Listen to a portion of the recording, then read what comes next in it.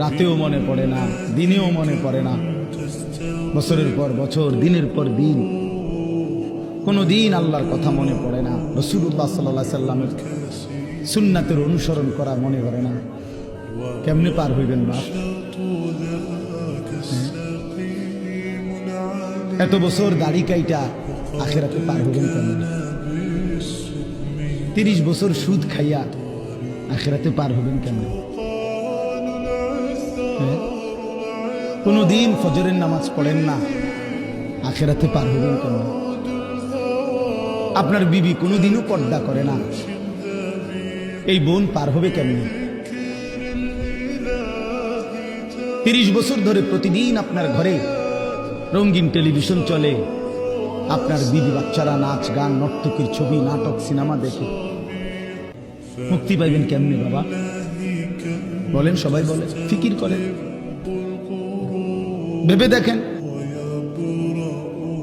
কি বুঝাই দিবেন আল্লাহকে? কি বুঝাই দিবেন রাসূলুল্লাহ সাল্লাল্লাহু আলাইহি সাল্লাম? নবীজি কিছুই জিজ্ঞেস করবে না? কি মনে করেন আপনারা এমনি সবাই সুপারিশ করবে মানে কি? কিছুই জিজ্ঞেস না, কোনো কাগজপত্র কিছুই দেখবে না নাকি? কথা বলেন। রাসূলুল্লাহ সাল্লাল্লাহু আলাইহি সাল্লাম সুপারিশ করবে মানে কি? মানে কোনো কথা নাই, শুধু আপনি গিয়ে দাঁড়াইবেন আর আমরা ব্যস্ত বুঝ দিয়ে লাগবে নাকি? তো তাইলে হিসাব করলো কেন? ডান কাদের বাম কাদের ফেরেশতা লিখলো কেন? আমল নামা তৈরি হইল কেন? মিজানের পাল্লায় ওজন হবে কেন? হাসরের ময়দান, বিচারের ময়দান বলা হইল কেন? বুঝেন নাই কথা?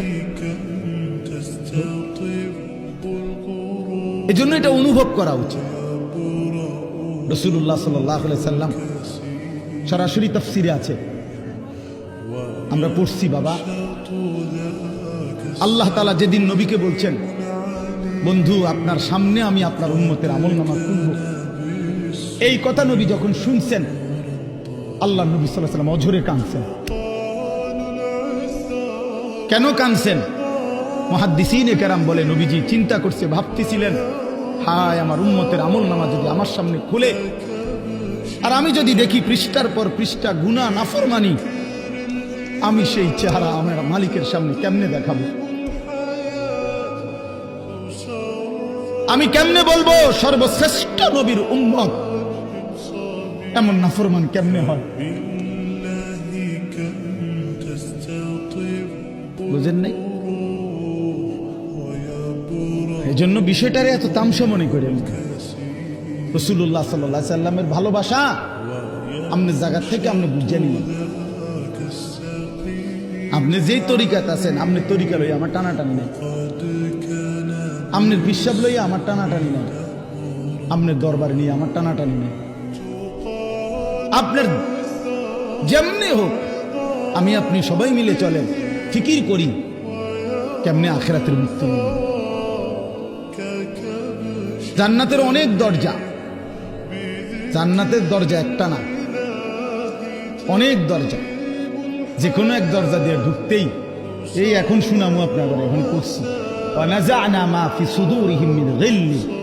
আল্লাহ বলেন আমার যতগুলো বান্দাকে আমি জান্নাত দেব, ঢুকবার আগেই আমি তাদের কলিজা থেকে চিরদিনের জন্য হিংসা, বিদ্বেষ, রাগ, ক্ষোভ, ক্রোধ সরাই দেব। ইখওয়ানান, সবাইরে ভাই ভাই বানায় দেব। আলা সুরুরিন মুতাকাবিলিন, সমস্ত জান্নাতি পরস্পর পরস্পরের মুখোমুখি হয়ে আনন্দ আর ফুর্তিতে মজে থাকবে।